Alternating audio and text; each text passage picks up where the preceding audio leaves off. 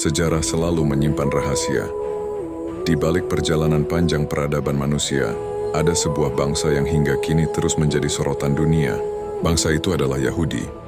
Banyak yang mengenalnya dari konflik modern di Timur Tengah, namun asal-usul mereka jauh lebih tua, berakar ribuan tahun yang lalu pada masa para nabi. Siapakah sebenarnya orang Yahudi? Dari mana mereka berasal?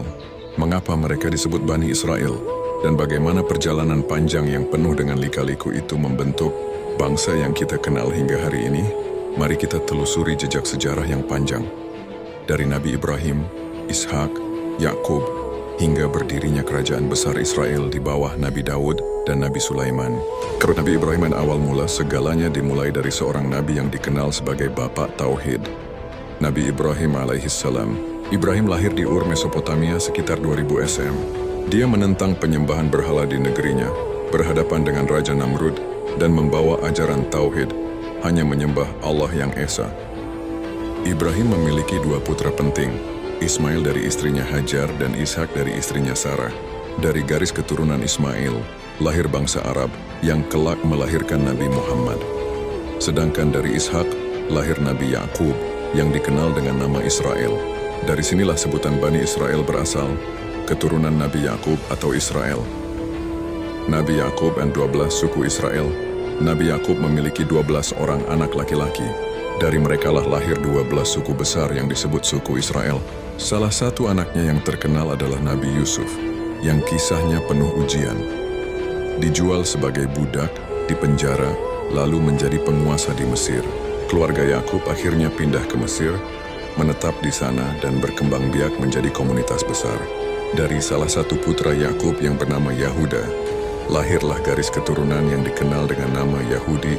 Kata Yahudi sendiri berasal dari nama Yahuda, Judah dalam bahasa Ibrani. Bani Israel di Mesir yang Nabi Musa. Namun perjalanan mereka tidak selalu mulus. Dari yang awalnya diterima di Mesir, Bani Israel lambat laun menjadi kaum tertindas. Mereka diperbudak oleh Firaun dan dijadikan pekerja kasar. Disinilah Allah mengutus Nabi Musa. Musa memimpin perjuangan membebaskan Bani Israel dari kekejaman Firaun. Mukjizat demi mukjizat diturunkan. Tongkat yang membelah laut, air yang memancar dari batu hingga turunnya manna dan salwa sebagai makanan di padang pasir. Di Gunung Sinai, Musa menerima wahyu berupa Taurat, kitab suci bagi Bani Israel. Taurat inilah yang menjadi pedoman hukum dan kehidupan bagi mereka. Namun meskipun telah dibebaskan dan diberi petunjuk, Bani Israel seringkali membangkang, mengulang kesalahan, dan tidak taat pada nabi-nabi mereka. Inilah salah satu ciri yang terus melekat dalam sejarah mereka. Selalu diuji dengan ketaatan dan pembangkangan. Masuk ke tanah Kanaan. Setelah berpuluh-puluh tahun berkelana di padang pasir, akhirnya Bani Israel menuju tanah yang dijanjikan. Kanaan, wilayah yang sekarang mencakup Palestina, Yordania, dan sekitarnya. Pemimpin mereka setelah Musa adalah Yusha bin Nun, yang membawa mereka masuk ke tanah itu. Di sana mereka membentuk masyarakat baru dengan hukum Taurat sebagai pedoman. Namun perjalanan Bani Israel tetap penuh konflik. Mereka harus menghadapi suku-suku asli Kanaan, perang demi perang dan masa-masa ketika mereka taat lalu kembali lalai. Dalam periode ini Allah mengutus banyak nabi kepada mereka. Nabi Daud, Nabi Syuaib, Nabi Ilyas, Nabi Ilyasa dan lainnya. Semua datang untuk mengingatkan agar kembali kepada ajaran Tauhid. Kerajaan Saul, Daud, dan Sulaiman, Bani Israel pernah mencapai puncak kejayaan ketika mereka dipimpin oleh para raja yang juga nabi. Pertama Raja Saul, Talut, yang berperang melawan bangsa Filistin. Dari masa ini muncul kisah terkenal tentang pemuda bernama Daud yang mengalahkan Jalut, Goliath. Setelah Saul wafat, Nabi Daud menjadi raja. Di tangannya, kerajaan Israel semakin kuat. Daud juga menerima Zabur, kitab suci yang penuh dengan doa dan pujian kepada Allah. Puncaknya adalah masa Nabi Sulaiman putra Daud. Di masa Sulaiman, kerajaan Israel mencapai kejayaan luar biasa. Kekuasaan luas, kekayaan besar, dan keajaiban mukjizat.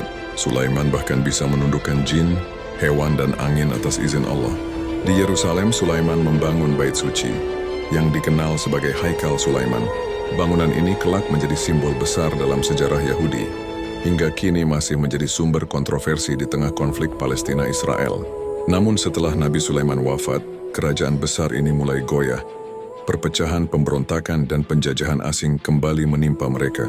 Sepeninggal Nabi Sulaiman, Kerajaan besar Israel tidak lagi kokoh, rakyat terpecah, muncul perebutan kekuasaan, dan akhirnya kerajaan itu terbagi menjadi dua.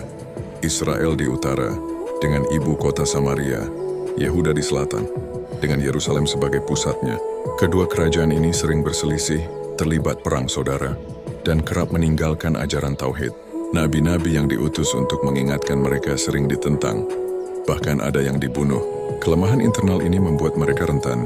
Bangsa-bangsa besar di sekitarnya, seperti Asyur dan Babilonia, mulai mengincar mereka.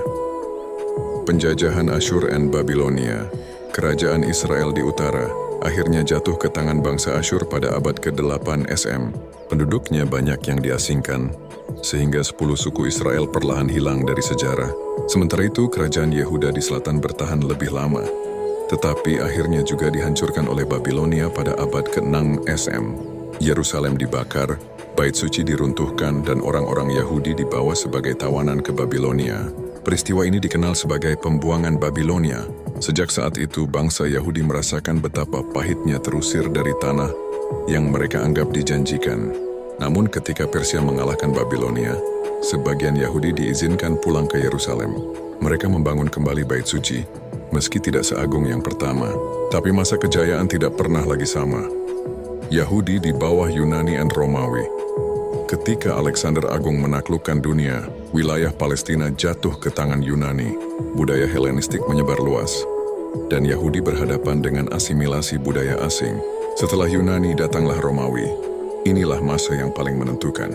Orang Yahudi memberontak berkali-kali melawan Romawi.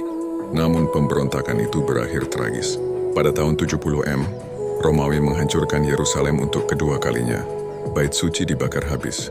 Hanya tersisa tembok bagian barat, yang hingga kini dikenal sebagai tembok ratapan.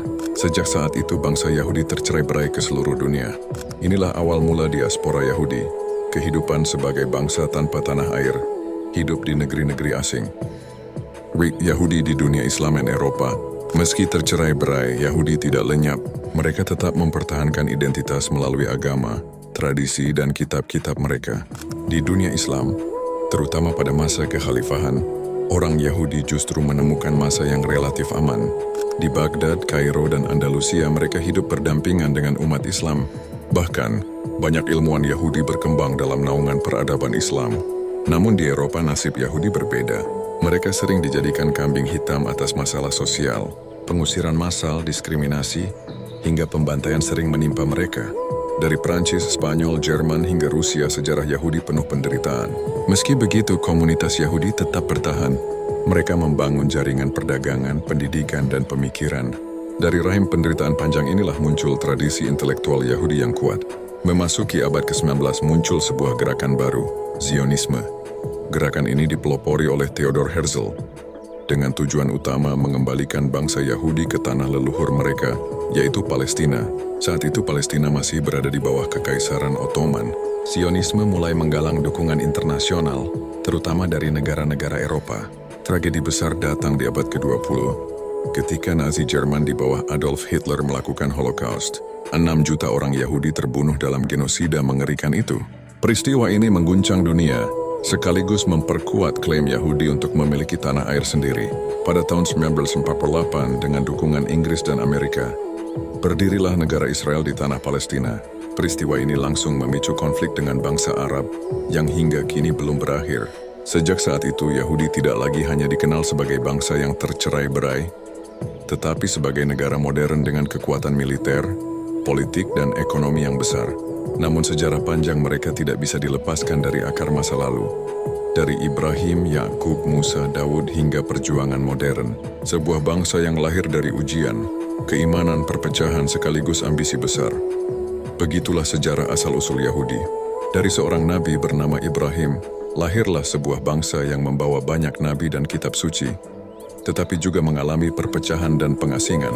Perjalanan mereka ribuan tahun penuh dengan pelajaran, tentang keteguhan tetapi juga tentang kesombongan, tentang iman, tetapi juga tentang pembangkangan. Dan hingga kini kisah itu masih berlanjut. Di tanah yang sama konflik belum berakhir. Sejarah Yahudi bukan sekadar masa lalu, melainkan realitas yang terus membentuk wajah dunia saat ini.